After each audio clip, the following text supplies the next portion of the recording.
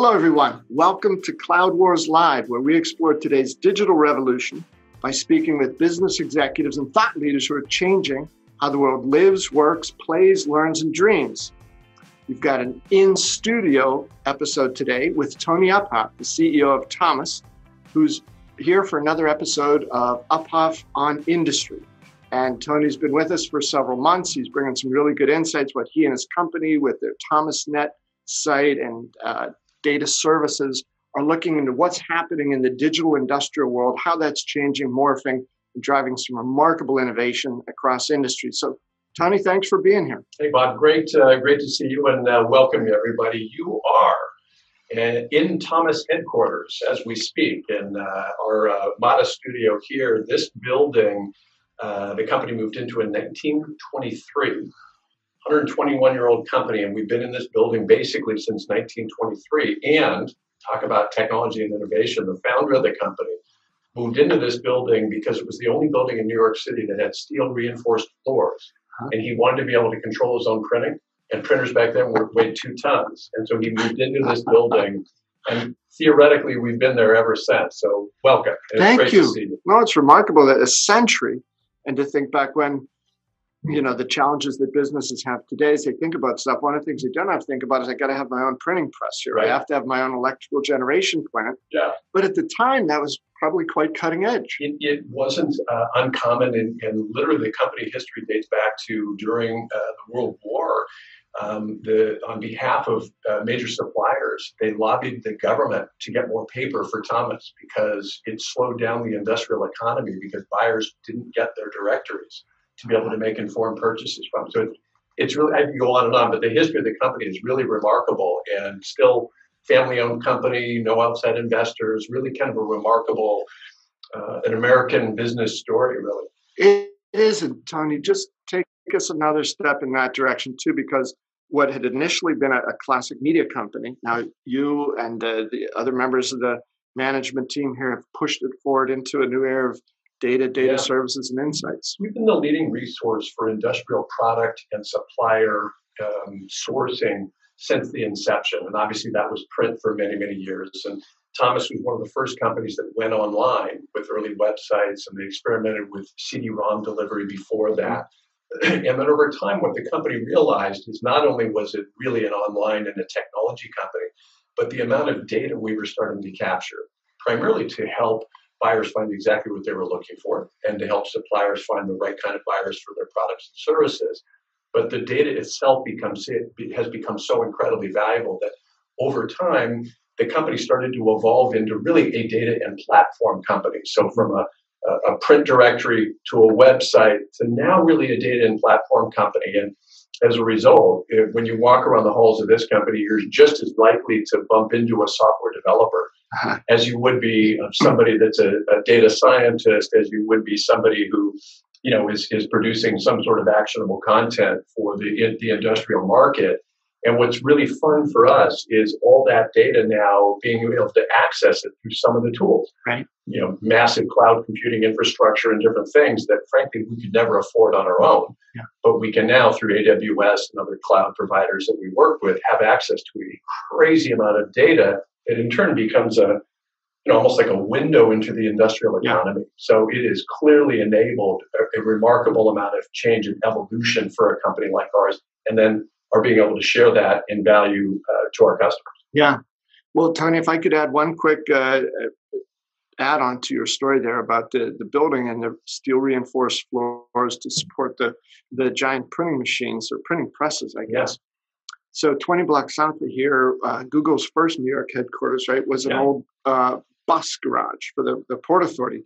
So it's this massive building and these sloping floors, they had to be built strong enough to hold buses going up and down through there. And I think sometimes we tend to forget how quickly things change and flip around. And I know there was another one in Philadelphia, 100 miles south of here. There was a big, heavy reinforced building in Philadelphia where during the war they made tanks. So they had to be able to roll tanks up and down out of this building. Yeah. And it became a data center co-location business. Yeah. It's amazing. I mean, there's a cliche you've heard many times, Bob, where they talk about, we tend to overestimate how quickly a technology is gonna impact us. But then we tend to underestimate over time the actual impact of the technology. So we say, well, it's going to be the year of whatever the new advanced technology is, and it takes several years for it to play out. But then once it plays out, the impact is far more profound than we ever could have possibly imagined. And it's funny, in the meeting I was in before this one, we were talking about infrastructure. And somebody in the meeting started to talk about infrastructure in the early days of the web to infrastructure today. And if you were to do what we're doing now, we're in terabytes of buyer behavior data. We are, we've got artificial intelligence applications and tools. We've got all kinds of things. If some of that technology had been available in Web 1.0, the amount of cost it would have taken to own the computers and the colos and the storage facilities and all those things would have been cost prohibitive. And it's really remarkable and it's one of the things I'm excited to talk about with you today is what are some of these technological advances starting to enable? Mm-hmm. And can we start to think about where that might go? Yeah. Right. And I think that's, to me, I just see the impact it's had on a business like ours. And we can punch up way up in weight class today, through these enabling technologies, and it's allowing us to think differently about our business. We don't, we certainly have limits like any company, but we don't limit our ideas based on traditional metrics of size anymore, because those things they're not irrelevant. They are certainly still relevant, but the ability to access increments of technology and resources today is so much more cost effective and so much more available that I think over a period of time, it's in a positive way, causing us to think differently about our business, if that makes sense. You know what I mean? We think of our business in a different way because of the enabling technologies. Yeah, Tony. So one last thought on that. We've got an issue of our newsletter coming out in a couple of days here, and the fundamental idea of it is, if, as you're just describing with your company and a lot of the companies that you deal with and that you help aggregate the data and share it with them and analyze it, interpret it, these industrial companies, if it's true that every company is now a software company, then what happens to the software companies? Yeah. What do they become? So these evolutionary cycles are hitting not just the non-tech companies, but back to the tech companies. And what is it that a company like Thomas is going to need in its next wave of evolution that you'll be looking to the outside to deliver, because more and more you're going to be able to make a lot of the types of things you need inside.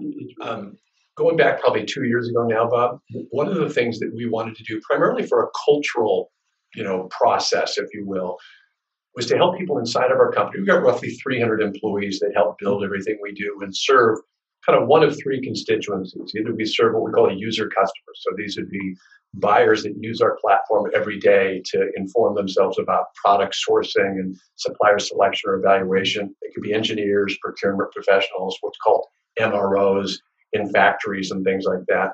And then we have an advertising customer. They would be product providers or suppliers, right? And then the third is partners of ours that help us with our business.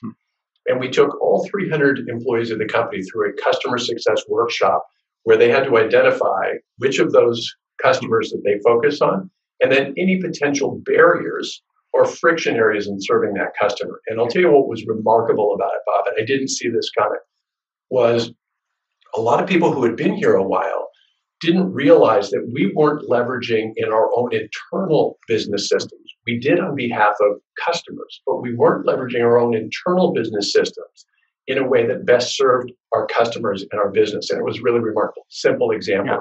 We were still using on-premise financial software that was so dated and cumbersome and difficult, and an order entry system that was dated. And as we identified that, it was remarkable how many people kind of got the point of irony of cobbler's children. Yeah. Hey, we're doing these fantastic things for our customers. Why don't we start to use this technology?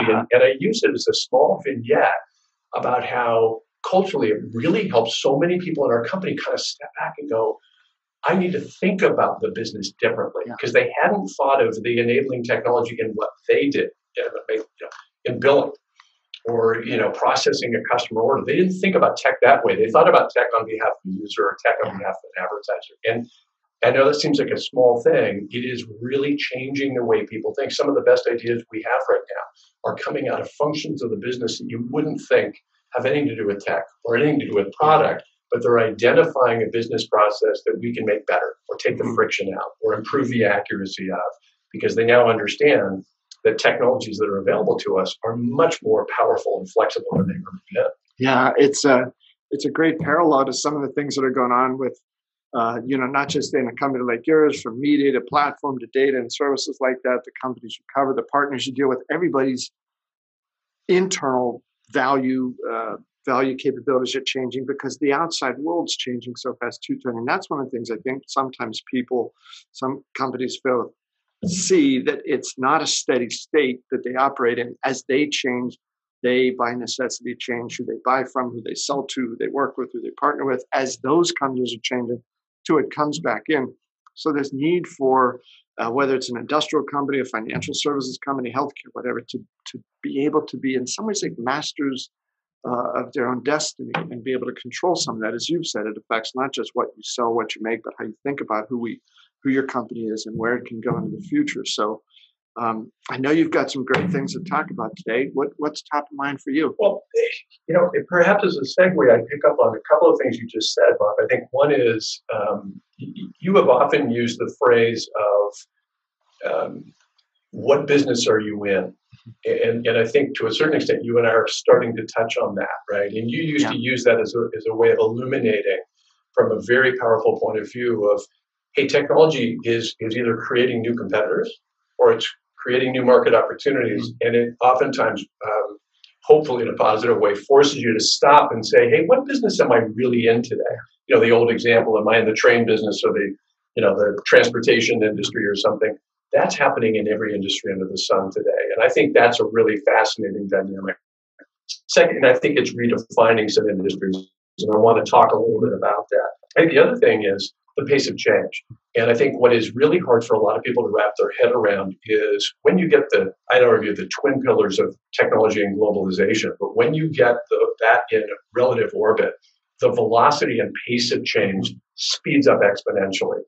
And I think that's it's a very challenging, bit of a cliche, you hear this all over the place, but when you get into the guts of a business today, how fast things are changing and how fast things are moving, and whether that's new competitors or new market opportunities, I tend to think of the new market opportunities more than fear-based competitive dynamics, because I think that's a more powerful way to look at it. But it is amazing. I think what in many cases it's forcing companies like ours to actually make sure that we're rigorously prioritizing, because it's almost like, I don't want to say you could do anything, but there's so many opportunities. You want to make sure that you're prioritizing in a way that makes sense, on behalf of your business. Well, I think it's funny, Tony, as you described that, a similar context. I'm always puzzled when people say, oh, yeah, well, but that's only true in B2C or something like this. Oh, okay. So, and the fuddy-duddies or whatever in the B2B world, they won't be faced with this. And I think it's sort of happening just as fast coming the other direction as those sort of temporary, but I don't think they're so relevant anymore, these constructs of you're B2B and I'm B2C and somebody else is somewhere in between. I think those things are coming down because people want to know, as you were describing earlier, how they buy, where they buy. You want to have a direct relationship, whether there's some intermediaries there at some point.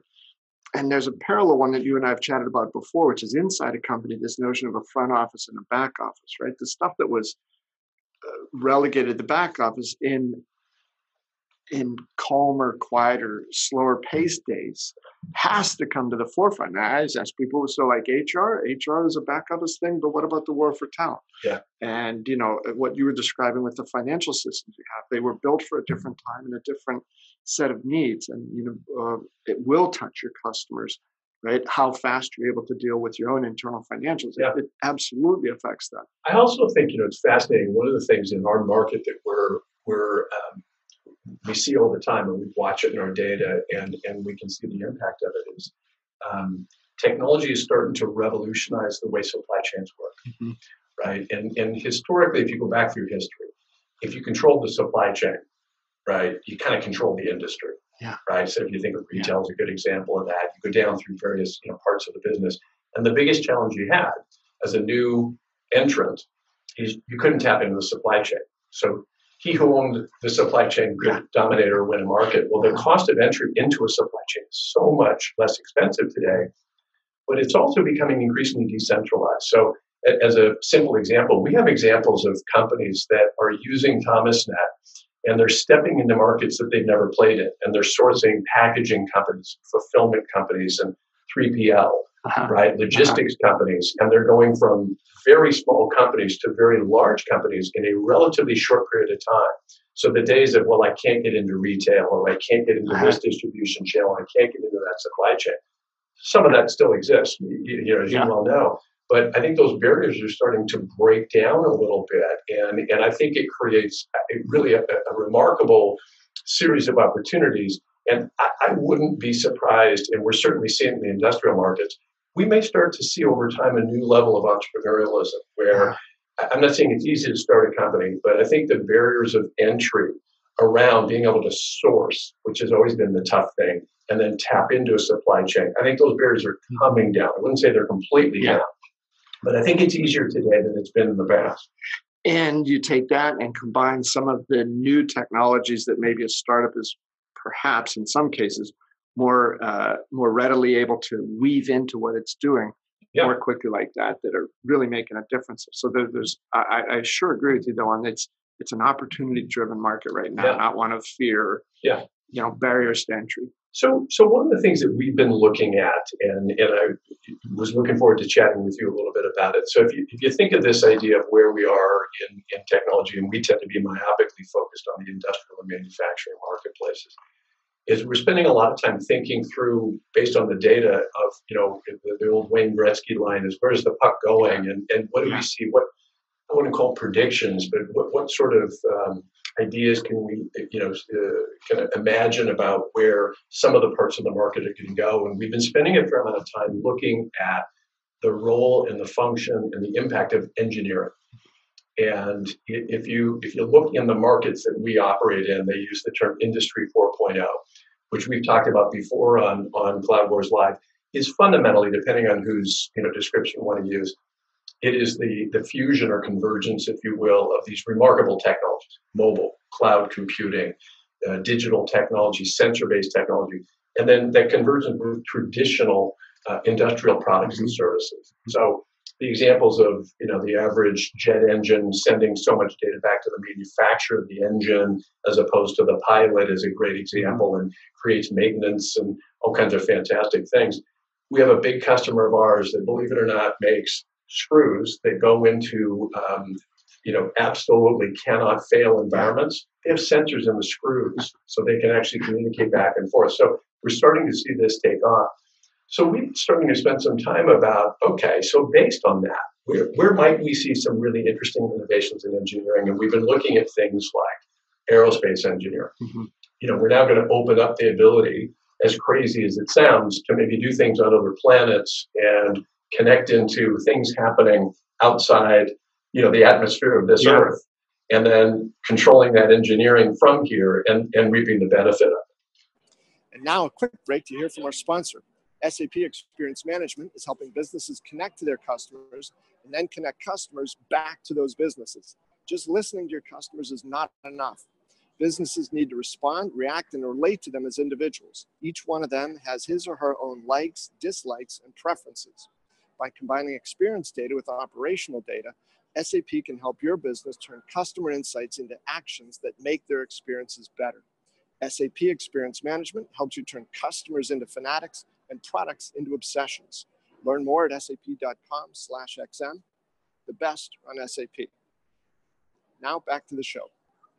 Yeah, Tony, as you were describing that, I was thinking about, what happens when you sort of slip these earthly bonds. And there was, 15, 20 years or so ago, I was doing something at Carnegie Mellon, and the head of their computer science department was talking about, how did he put it? I think he described it as, he said, in the not too distant future, we'll be able to do remote plumbing in your home, and you won't be bound by the ability of a plumber to get into your home when you're there. And somebody said, no. I said, that'll never happen. I said, it's just too complicated. And he said, I believe we just sent a rover lander to the moon. He said, if we could send something to the moon, we said, we can fix your plumbing remotely. So it's really just like getting past a little bit this sense of constraints that we have. And your point earlier about the opportunity-driven markets. Yeah. Well, we've been looking at areas where there's big need. Mhm. So you start to think about things like agricultural engineering, and not historically a space that I spend a lot of time in, and likely you spend a lot of time in. But you look at this, and I think this stat is now there's going to be close to 10 billion people on the earth by the year 2050. Mhm. That sounds like a long time away. It's actually not. And so what a lot of these technologies are starting to enable is the way for us to look at growing food in different ways, to growing food in different environments, to creating a completely different way that we think about agriculture, as opposed to having the physical limits that in many cases we still have today. Certain regions of the country or certain environments can only do certain things from a food supply or a food sourcing point of view. So we are just fascinated in trying to understand, where might some of these technologies aid in that. We're also spending a lot of time looking at the medical device industry. Mhm. And the same thing is happening there. Is these advances in technology are allowing the medical device companies to start to think about applications they couldn't even possibly imagine before.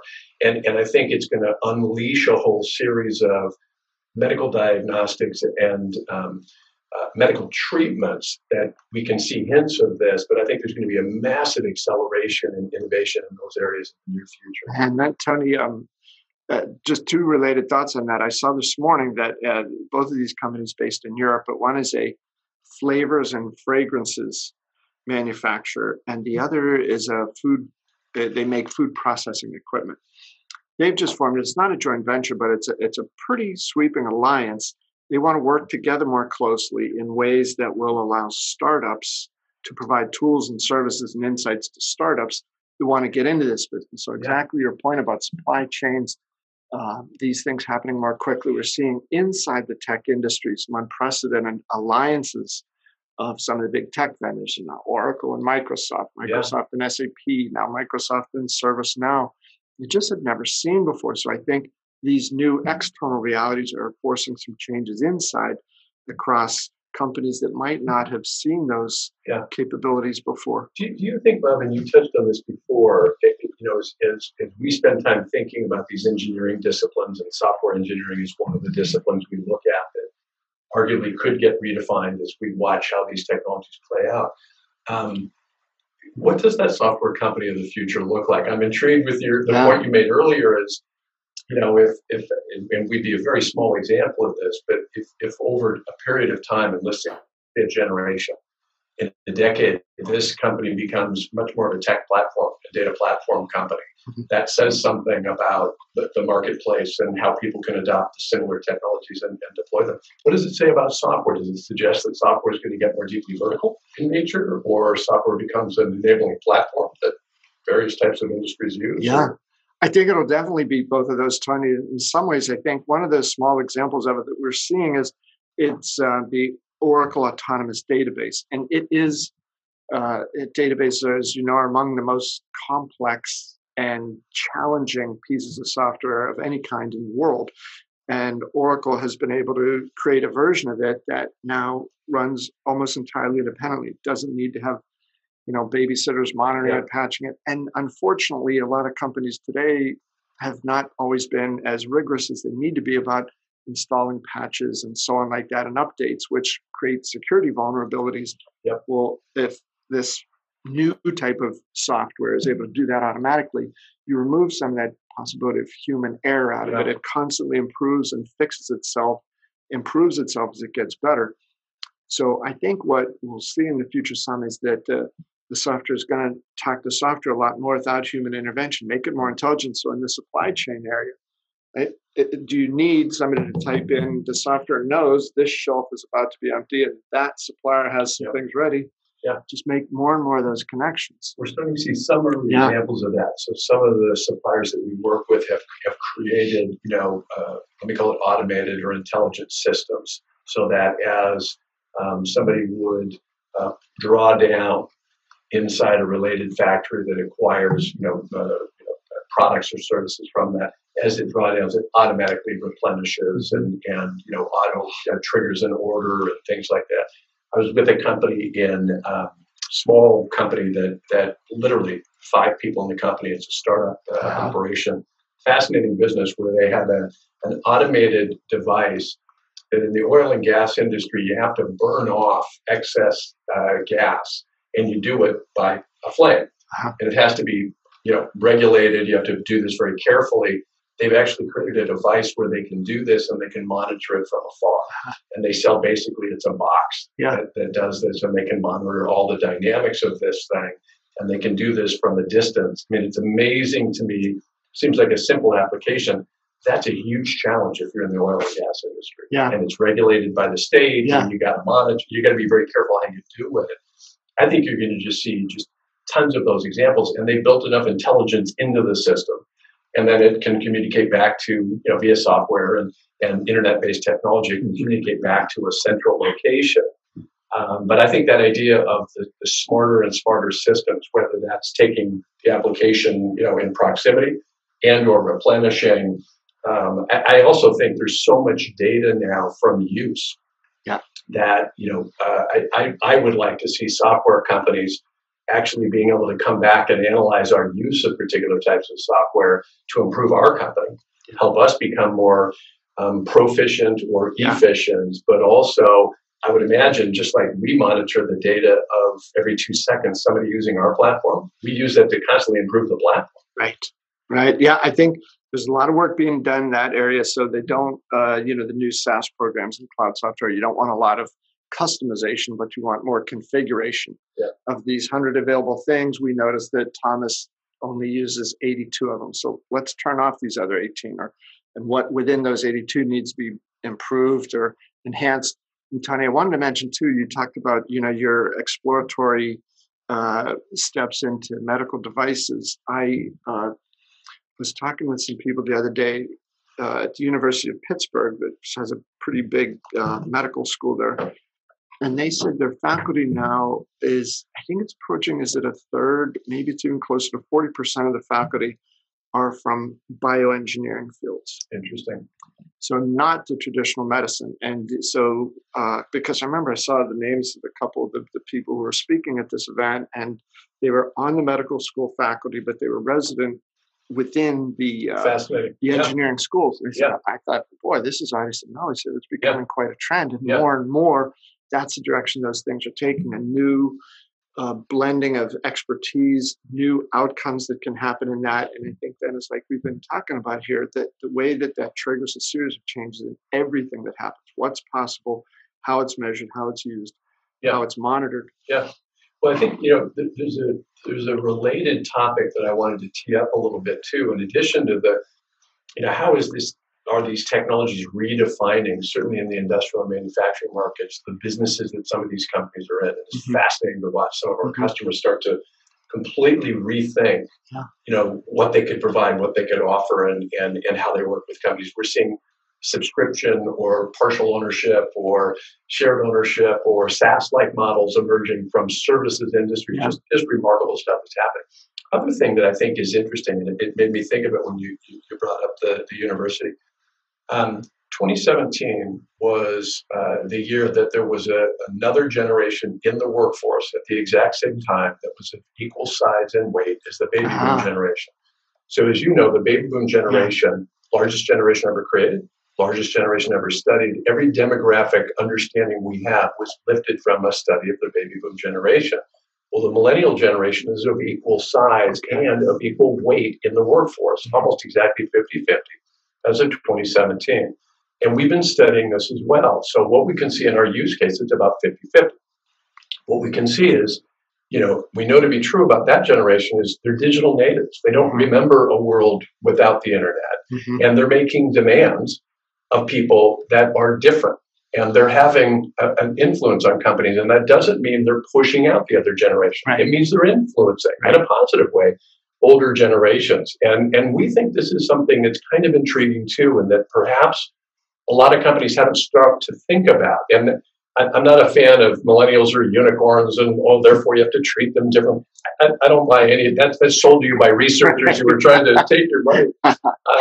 But I do think understanding a multi-generational workforce is an opportunity. And I think if your workforce is multi-generational, by definition, your customer set is too. And we're spending a lot of time talking to our customers of just being aware of that and understanding of it. And it could be as simple as, the millennial generation's not going to put up with a crappy web experience. Right? Mm-hmm. Whereas an older generation might call the 800 number. Yeah, I couldn't find what I wanted on the website, but I'm going to pick up the phone and call these folks to see if they've got it. Yeah. And that's a overly simplistic example, but I think that idea of, I don't want to go so far as to say you're redefining the workforce, but I think we need to start thinking about the workforce in a bit of a different way because it is changing.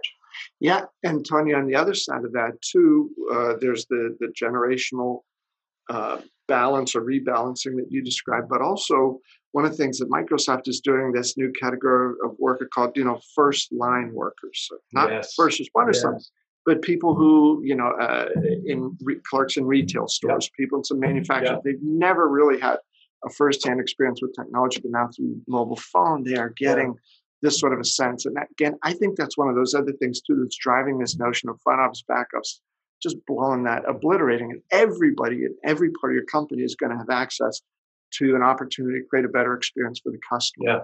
And I think companies that ignore that are going to do so at their own peril. And Tony, two other quick things I wanted to say about, I think, a great point that you've raised here of this notion of change, and it is forcing companies to change. Who am I? What do I do? What business am I in? How can I continue to impart new levels of value and relevance to the companies I want to do business with, and be open to new types of ideas? One thing, Bob, I'd pick up on, you've done a fair amount of writing and picking up on that idea of the first line worker, which I think is just absolutely fascinating way of thinking about, I guess for lack of a better term, where value is added, and can we use enabling technologies to add value all the way through I hate this expression, the value chain, but in a way, I think of it that way when you describe it. So that perhaps our experience with somebody, the example I always give is I've never seen an industry quite like the restaurant industry, right? So you go into a restaurant, you ask if they have a table available, they say no. And you say, well, do you have one available at 6:30? No. Do you have one at 7? No. And you're thinking, well, why don't you just tell me when you have one available, right? So there's a great example of enabling technology that's made a really first-line worker horrible experience where these poor people, it's like, and then you're trying to look at the computer with them and determine if they have a table. There's a good example of, that could be easily solved with technology, where I didn't even wander in unless I know you have a table available, or I already know when you have tables available. Simplistic example, but I think it's a powerful one. The other thing I would touch on, you mentioned the enabling technology allowing companies to look at markets and different markets, but also stay relevant. Fascinating conversation with an executive with FW Web Company. At the end of the day, massive distributor, a couple of $1 billion in industrial, like valves and pumps and kind of very traditional products and services. They have a bit of a consumer-facing side of their business too that you can buy through retail. Talking to one of their executives who's retiring after a 50-year career. The company's 150 years old. He's retiring after a 50-year career.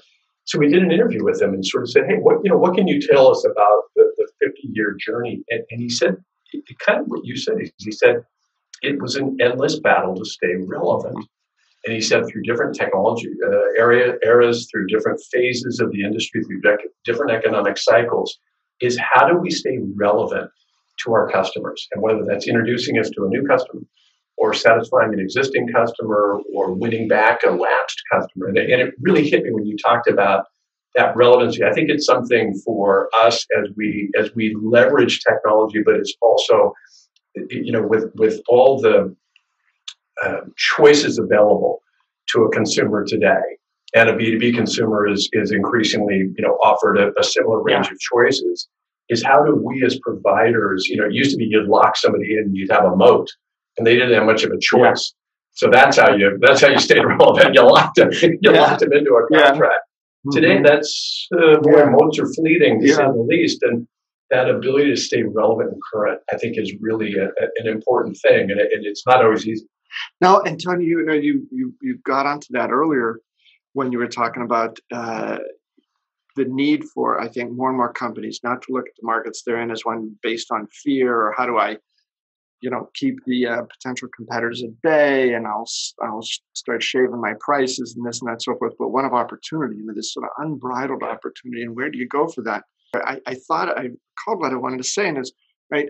I don't want to give out exact numbers. I'm much older than you are, as you significantly. As I'm sure all the viewers. Yes, as you always tell me too, But I can recall, a long time ago, when the first times I was thinking about buying a car. And one of the things that, whether it's parents or uncles or friends, would say is like, he said, as soon as you drive that car out of the lot, you've lost 10, 20, whatever the number was. Right. It's gone. Well, now, people say that you've got it's kind of like Tesla, and it's a self-learning car and it gets better. Some people say if you handle this right way, the value can go up. So these things that were just sort of, rock solid, not really gospel, but almost like that we grew up with. And that's just how the world works. Well, it doesn't work that way. I think the changes that are happening there are happening so quickly that it used to be too across industries. This is the industry you're in. And if that industry is booming and you do a half decent job, you'll boom. But if that industry tanks, well, it's a race to the bottom. Well, what about the notion of shifting industries? What about following the money where the opportunity and the market's going and the innovation is headed and all that? So I think it is such an exciting time here. And I think you come around to the C-suites and some of these industrial companies, manufacturing companies, and the need for them to both continue to do what they've always done so well, just create great stuff, execute, operate those great things, but now to say, how do I go beyond that to tie in with the aspirations and almost the expectations of people in the 21st century, where a car doesn't lose its value when you drive it off the lot, and everything around us is changing. Yeah. Well, and I think to your point, I think some of the same, if not many of the same laws of physics still apply, right? But I agree with you. It's a time of redefining in many cases, and I know when I talk to many of our customers, boy, the comment I hear more and more often is them really trying to understand what the customer needs are. And it seems like such an obvious thing. Well, don't we all pay attention to customer needs? But, if we have a customer and we appear to be satisfying their needs, they're paying the bill and they're continuing to buy from us. But what we hear from a lot of our customers, I think the reason they're so interested in data is they're looking for those early footprints that directionally might indicate a new market opportunity. Give you a real simple example of one. One of the categories, we have 72,000 categories that we provide on the platform. It's remarkable. And as I mentioned before, literally every couple of seconds, somebody's evaluating a product or a service. Well, some of those are around pretty heavy duty capital equipment. And while they aren't huge volume, it's not like a $50 million, machine is selling every second, but we can see movement in and around these markets. What we've started to see, which is absolutely fascinating, is companies that really want access to the data, because what they're actually looking for is to enable different financial models.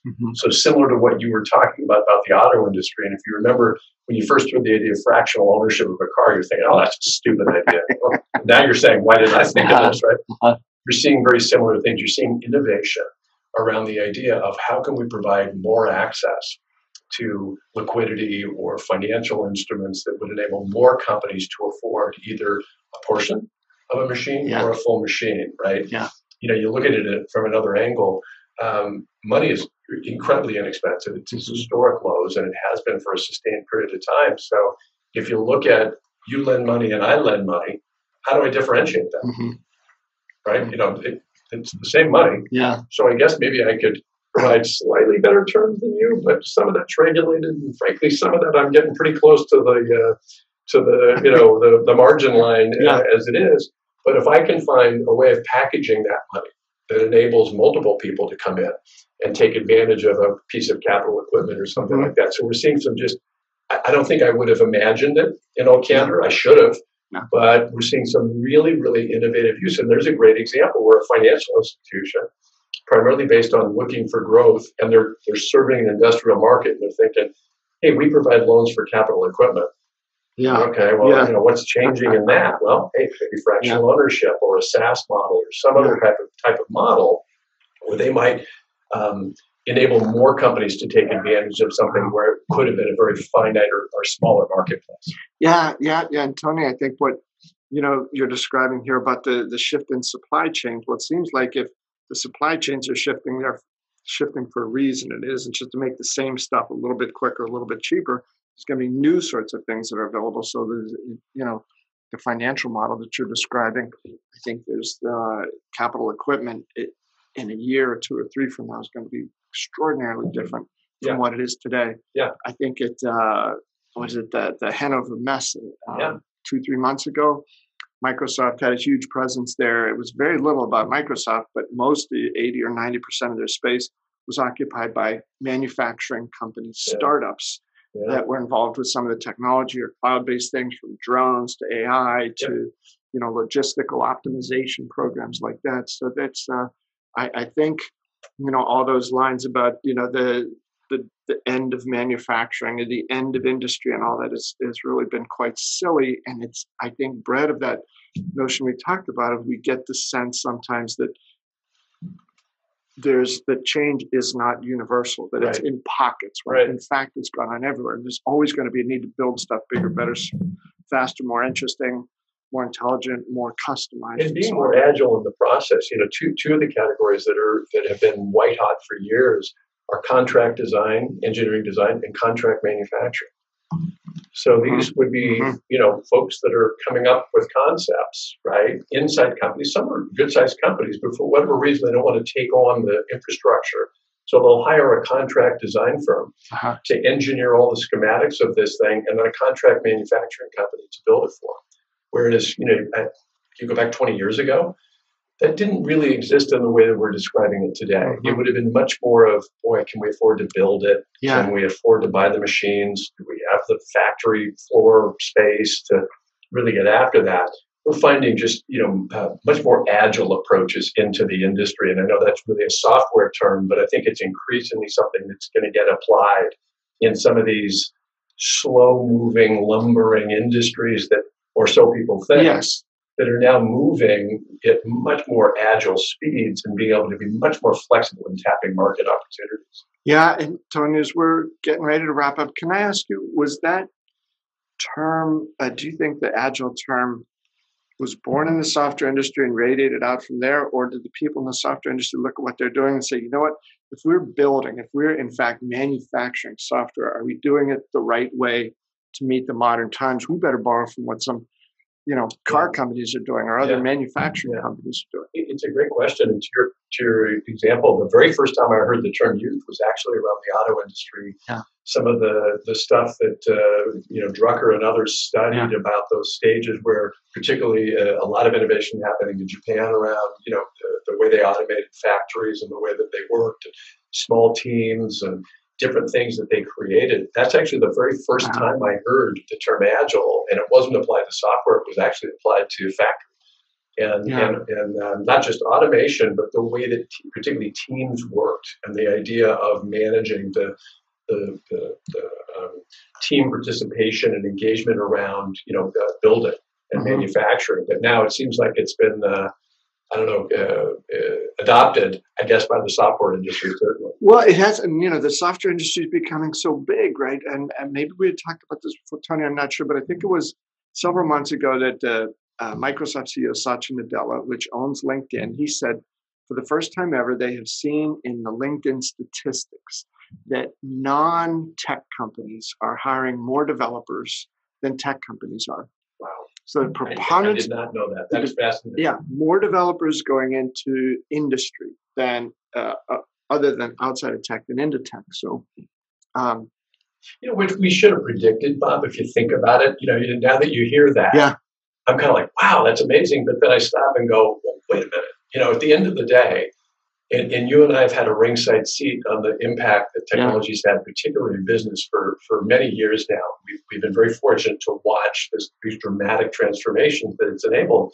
When you look at that, at some point, you and I used to talk about this of, it changes the business you're in. It doesn't mean you're a quote unquote tech company, but if you're not really, really fluent in technology, and that technology is a core part of your competency, then you're going to get left behind. And that may not be true in 100% of industries today, but boy, it's increasingly true. And I know certainly as somebody who runs a 121-year-old company that I think has always been technically adept and innovative, but we certainly felt that if we don't continue to stay relevant and current in understanding how to harness and leverage technology to delight our customers, we're not going to be as relevant for the next 121 years as we were in the previous. So, Tony, can I ask you as a last word question, your response to this, if business people, executives think when you hear them say, oh, that's not who we are, that's not what we do. I think that there are cases where that applies, but more and more, I think that can be a dangerous point of view to have.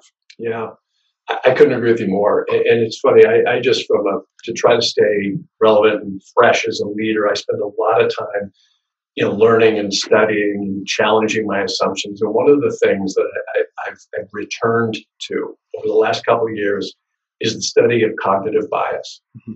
Because it's so easy we all have it, right? No, we don't. What do you mean by that? Not me.